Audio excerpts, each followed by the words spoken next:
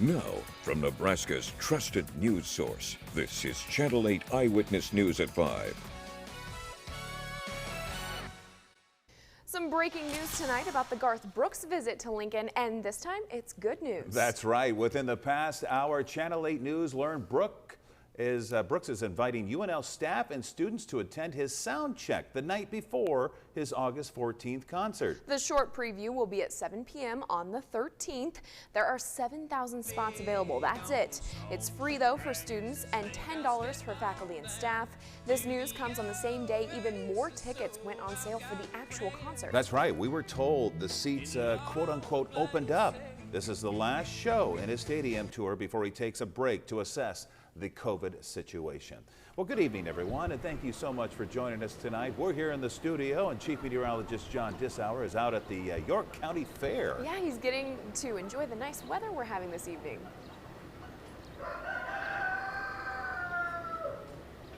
That's right. Currently sitting in the small animal barn here at the York County Fair right now, and it's actually not too bad out here. We got a nice breeze coming through. I haven't heard too many people complaining about the weather just yet. It is a little on the warm side, but we're hanging out in the shade right now. I've got some friends over here, just over my shoulder. You may be able to see the goats here in the corner. I was talking to them earlier, trying to get an interview with them to see what they thought of the judging for their contest earlier on. Surprisingly, they didn't have a whole lot to say about it. Over my shoulder, you may be able to see some of the grills back behind me. We're going to be talking to some of the folks that are out here preparing food if you're coming out to the fair this evening. So we'll have that coming up in just a few minutes. All right, John, we'll check back in with him in just a little bit. But we do need to keep an eye on the skies this weekend with the chance of some strong storms. That's right. We're going to get to that first tonight so we can help you plan your weekend. Meteorologist Malcolm Byron is here in the Weather Center with us and has your first forecast tonight. Malcolm? Right. It's important to mention that there's no severe weather expected tonight, and I anticipate over the next several hours I don't think we're going to see any storms either. It is hot outside right now. Temperatures are in the mid-90s at this hour, and John is probably sweating quite a bit out there. We're at 94 degrees in Lincoln, 92 in Beatrice, 88 in York, 89 in Aurora, 94 in Grand Island. Factor in the humidity, it feels a couple of degrees cooler. Dew point temperatures are in the mid-60s right now in Lincoln, but you go out towards York and Aurora, dew point temperatures are in the low 70s, 72 in York, 73 in Aurora, so it feels a little bit steamy outside. One good thing is we have quite a bit of a breeze today. Right now the wind speed's 13 miles per hour in Lincoln, 13 in York, and gusts I've seen up to around 25 miles per hour this afternoon. Satellite perspective right now shows just a couple of high clouds moving through at the moment, but we're mostly clear at this hour, despite having a couple of showers moving through this morning and the cloud cover associated with that. We really didn't see too much in terms of cloud cover this afternoon. There are some more storms off towards the west, though, and that's what we are tracking. There is the small potential for some severe storms. We'll have details in a couple of minutes. All right, thank you, Malcolm. And this just in, an extension on the student loan payment pause. Yes, the U.S. Department of Education made the announcement just a short time ago. The extension now goes until January 31st of 2022. The department calls it the definitive end date. Borrowers should be notified in the coming days about this final extension and will also send ways to prepare to start paying back when it expires. The Nebraska University system has made changes to its COVID guidelines. Masks and vaccines are not required. People on the UNL campus gave some mixed reviews about the announcement. Channel 8's Jael Pembroke spoke to them and has more tonight for us. Jael? That's right. Local students tell me the new rules are on a trust-based system, and some feel uneasy as the Delta variant cases rise.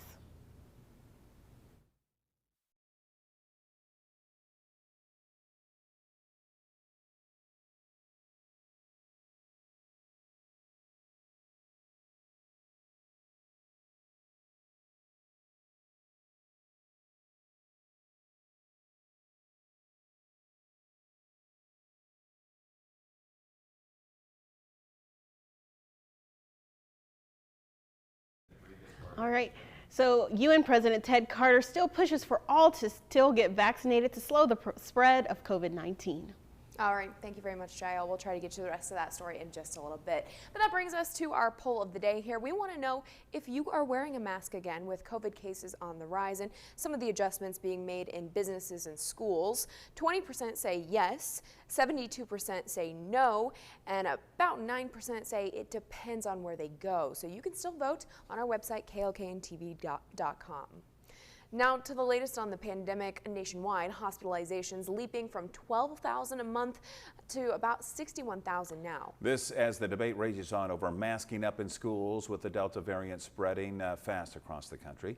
ABC's Rena Roy has the latest from New York. As the Delta variant spreads, the U.S. is now battling its steepest rise of virus-related hospitalizations since the winter of 2020. Today, about 400 people will die because of the Delta variant in this country. A tragedy, because virtually all of these deaths were preventable if people had gotten vaccinated. Florida high school football player David Espino is fighting COVID-19 pneumonia in the hospital. The 17-year-old and his mother regretting not getting him vaccinated, encouraging others to get their shots. I would definitely encourage them to get their kids vaccinated if they're eligible. New Jersey now mandating masks in schools. This is not an announcement that gives any of us or me personally any pleasure. But as the school year approaches and with the numbers rapidly increasing, it is the one that we need to make. Many schools across the country are able to make their own rules. I know cases are rising, but until it's an issue like it was before, like I said, to each his own. I think you should take precautions, definitely, and continue to wear your mask. And I'm hoping that everybody does the same. And good news on the vaccine front. White House officials say half of the total U.S. population is now fully vaccinated, with the country seeing a rise in vaccinations for 4 straight weeks. This North Carolina woman was hesitant about getting the shot, but had a change of heart with the recent surge of cases. I got it. I'm surprised I got it. But, you know, the Delta variant just made it was just like, just go and just get the shot. And in the coming weeks, the FDA is expected to recommend a plan for vaccine booster shots for those who are immunocompromised. Rena Roy, ABC News, New York. All right, let's talk some sports now. A big announcement from the Nebraska Volleyball Organization. I guess the title, Megan, could be she's coming back. That's right. Very happy news for me today, too. One of the best players on the team says she'll be back on the court this fall. Channel 8 sports reporter Mark Talley is here with the details. Mark? That's right. At long last, Nebraska's Lauren Stivrins has decided to return to the Husker volleyball team for her 6th season in Lincoln. At the end of today's episode of the Onset podcast with teammate Nicklin Hames, Stivrins dropped the news that she is putting her professional career on hold for one more chance at a national championship. In a statement released shortly after the episode aired, Stivrins said she wants to end her career with a win, adding, quote, "Having won one already, I know what it takes and how much of a grind it's going to be. But I think we are so ready for that. This team is so talented, and I'm really excited to see what we can do." I'll have more on the Stivrins return coming up at 6, but Megan, Rod, it's certainly an exciting day for Husker fans. Yeah, you can't blame her for wanting that one more chance to get the big one. So thank you, Mark. We'll talk to you later. And congratulations to the United States women's volleyball team advancing to the gold medal match with a 3-set sweep of Serbia. Yeah, I watched the game last night. Very dominating performance. That roster features 3 former Huskers, Jordan Larson, Kelsey Robinson, and Justine Wong-Arantes. The gold medal match will be tomorrow at 11:30 p.m. our time. Well, check days are finally here. Okay, folks at home, we've been practicing this. Ready, Megan? Yep. Okay, Yaxi Mush? Dobche. Very good, very good. And as they would say in Wilbur, Vitami Voss. The event, as you know, was postponed in 2020, but it is now in full swing. Have a party. Bring out the beer and wine. All this together. We'll have a real good time. Let's dance a polka. Whirling around the floor. We'll all clap our hands and shout for more. Let's party polka.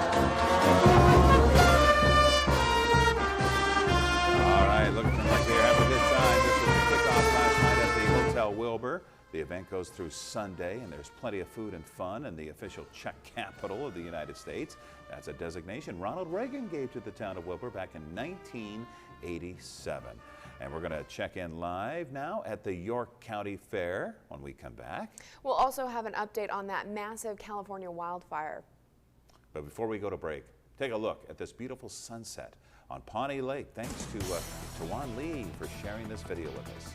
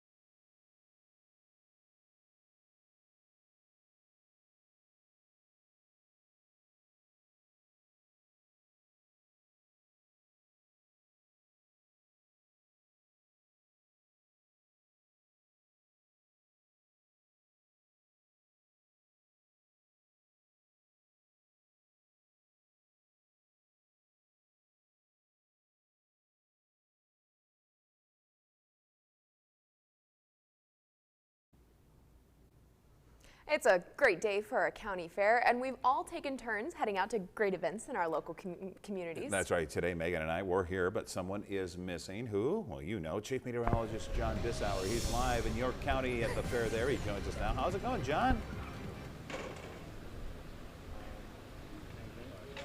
It's going pretty well out here. You may notice where I'm standing by the grills, of course, where everybody's out here grilling steaks. In fact, some fantastic looking steaks over here. I'll have my photographer Anthony come over here and take a peek into this grill right now, and you can see some of the ribeyes that they've got on the grill, looking fantastic. And as you know, the old saying, if we only had smell-o-vision, because these smell great. I want to bring in Mark Clutie here. He is with the Cattlemen Association for Hamilton County as well as York County.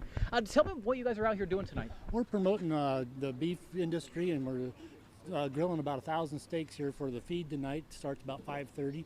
New York strip sandwich, and the crew is here is getting them all grilled up.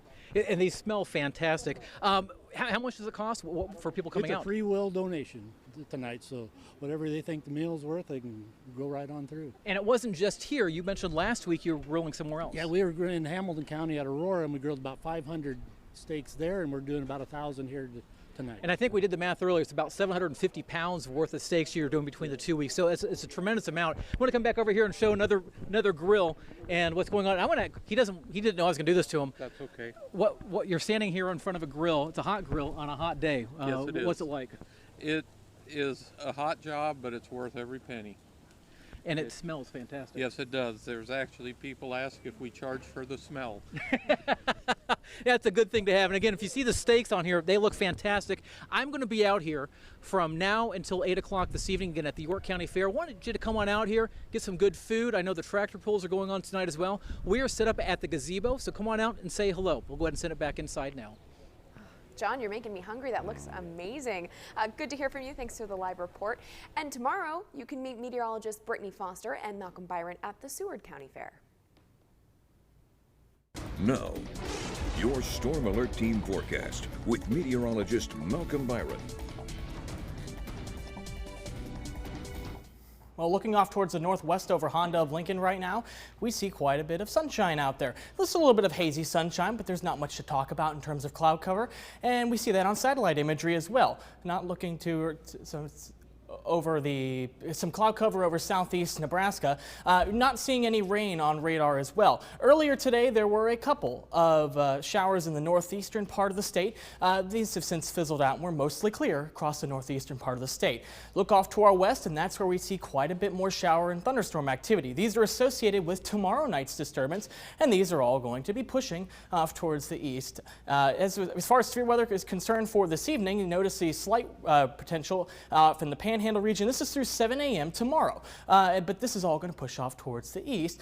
Severe weather threat pushes for the northeastern part of the state through 7 a.m. Sunday, so pretty much through 7 a.m. tomorrow through 7 a.m. Sunday. Wouldn't be shocked to see if they extended this a little bit farther to the south, because everybody's got the chance to see some storms tomorrow. So for this evening, no severe weather anticipated. In fact, probably just a couple scattered showers moving off towards the east, and we won't rule these out for Lincoln into the overnight hours as well. As we go into tomorrow morning, this particular run of stormcast not showing much, but I still think we do have the potential to see a couple of scattered showers and thunderstorms into the afternoon. And then as we go in towards the overnight hour, or the evening and overnight hours, we see this blossoming of thunderstorm activity out west towards North Platte and even towards the Tri-Cities as an upper level disturbance approaches. These will push off towards the east, arriving in Lincoln probably in the ballpark of 9 o'clock to 12 o'clock. These are the storms that could be severe. So I think tomorrow morning and tomorrow afternoon, we're not really going to be concerned with any severe weather. The severe threat really arrives sometime tomorrow evening between 9 and 12 o'clock. These storms all push off towards the east. By the time we get towards Sunday morning, we're mostly dry, but we won't rule out a couple of scattered showers and thunderstorms. But then as we pan out the view, we see more thunderstorms blossoming off to our east, but that's the thing. They're off towards the east and they're moving away from us, so I think Sunday is going to be mostly dry. As far as what we're expecting, I think wind and hail are going to be the primary concerns. We can't rule out an isolated tornado, and this is a lower end severe weather threat overall, so I don't think that we're going to be talking about too much in terms of a widespread severe weather weather tomorrow. These are probably just going to be isolated instances of severe weather. 94 degrees right now in Lincoln, so it's very warm, and it's actually lower than what a lot of computer models were forecasting yesterday, and I have a hunch that that's probably due to all the smoke in the atmosphere. This probably will not be the case tomorrow, so I think we'll easily get into the low to mid 90s tomorrow. I think with cloud cover, we'll probably stay in the lower 90s. As we see tomorrow afternoon, smoke concentrations are on the lower side, but that's short-lived because as we look off to our west tomorrow night, we got a lot more smoke coming our way. 74 tonight, clouds increasing, perhaps a morning shower by morning south wind 10 to 15 miles per hour. 93 degrees the forecast high tomorrow. I think some storms are possible, probably more on a scattered basis in the afternoon, but I think the strong storms are going to be closer to the evening. 10-day forecast, I think Sunday is probably going to be drier by the afternoon. That's why I have AM shower written there. We will keep an isolated storm chance as we go on towards Monday, and then another disturbance will arrive sometime Tuesday and into Wednesday, and long-term computer model guidance is suggesting that we should finally start to dry out, perhaps warming back up into the 90s as we get towards next weekend. All right, thank you very much, Malcolm. Happening right now, a fire burning in Banner County, that's here in Nebraska out in the Panhandle, and help from Lincoln is on the way. You can see here, Nebraska Army National Guard crews leaving the Lincoln Airport. 2 Black Hawk helicopters will assist with the 2,500-acre wildfire. They've got 800-gallon water buckets with them there. The fire is burning south of Harrisburg. We're told no homes or lives are in danger right now. Help is also coming from South Dakota and Colorado. And here's a picture from the fire line. You can see how big it is, and there isn't a raindrop in sight, which is just, of course, fueling this fire. We want to thank Tim Newman with the Emergency Management Agency out there in the Scottsbluff area for this picture. There is a high fire danger in this area. We'll keep you updated on the progress as officials fight this fire. And in national news, the Dixie Fire in California is now the 6th largest in that state's history. And just when you think it can't get any worse, it does. Here's ABC's Morgan Norwood with an update. Raging wildfires ripping through California, the flames forcing thousands from their homes. It's really scary. Just north of Sacramento, the river fire tearing through 1,400 acres in a matter of hours, torching dozens of buildings. Evacuees returning to the devastation. Well, it's completely gone, and all our neighbors, great neighbors, they're leveled. Further north, the Dixie Fire tearing through the town of Greenville, more than 30,000 people evacuated and 100 homes destroyed. We're all heading out, back out the way we came. Strike teams forced to retreat as the fire swallowed the forest surrounding them. Orange skies blanketing the region. Smoke from the blazes could be seen for miles. This is what's left of Main Street in Greenville. Daybreak revealing the destruction and the reality for residents now left with nothing. I'm healthy, whatever, and start over. So it'll be hard, but I'll manage. Thousands of firefighters are battling through dangerous conditions and the threat far from over. Temperatures here in the west will remain dry and hot, potentially fueling even more fires. Morgan Norwood, ABC News, Los Angeles. Video from Reno. That is not snow falling, that's ash from the California wildfires. Even though Reno is more than 100 miles away from where the fire is actually burning, the air quality is really impacted in northern Nevada. And we'll have more updates on that as they become available. We'll be right back.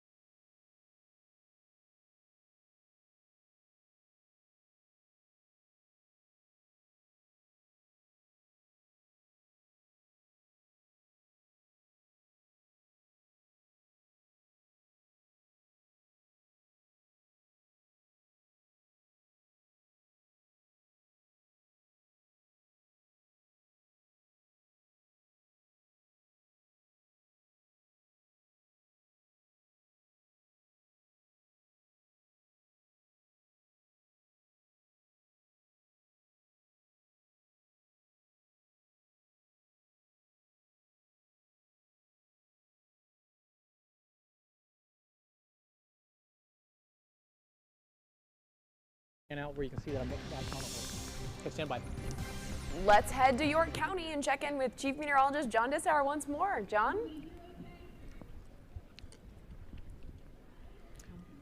Hey, you know, I was told I should come out here by our boss, ride a horse, and wear a cowboy hat.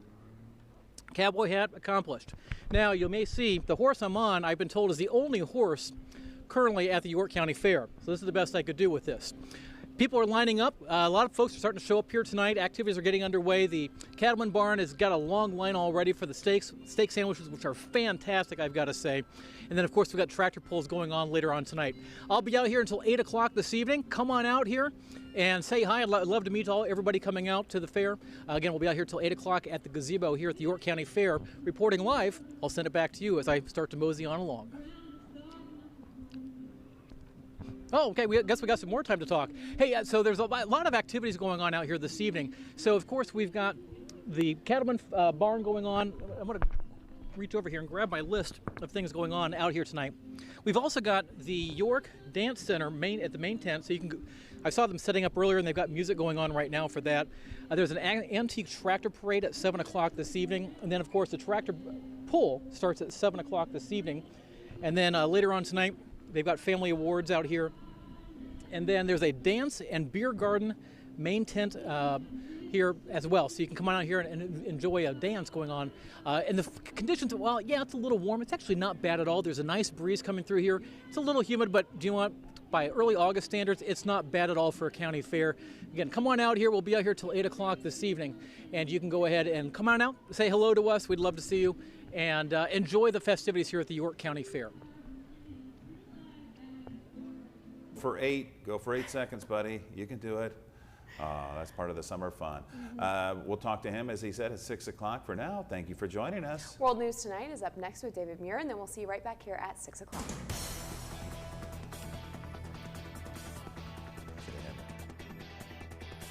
With the Channel 8 Eyewitness News mobile app, you'll be the first to know.